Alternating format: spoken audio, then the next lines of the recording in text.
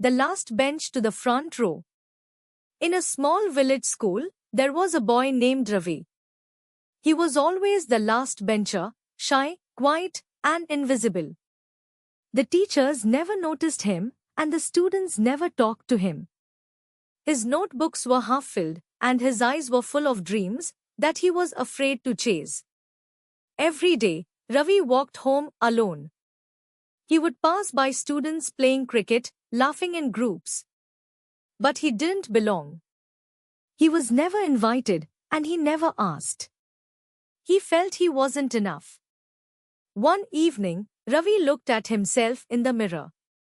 He whispered, "Why am I like this? Why can't I be like them?" And for the first time, he didn't get sad. He got angry, not at others, but at himself, for giving up before even trying.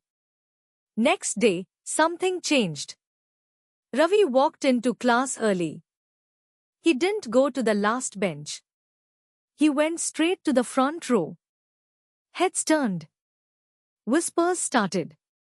But he didn't care. He had made a decision. If I want change, I must become the change.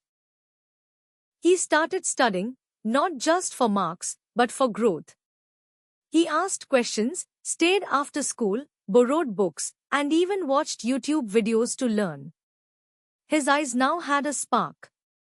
His hands had purpose. He was no longer running away, he was rising.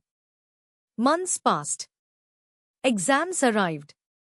Ravi sat on the front bench. His hands moved with confidence. And for the first time, he finished his paper with pride.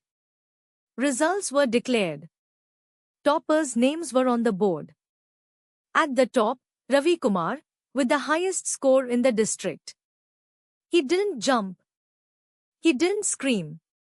He just smiled, because he knew the real victory was not the rank. It was becoming the boy he always wanted to be. Years later, Ravi stood on a stage as a guest speaker. He looked at the audience and said, "I was once a last bencher.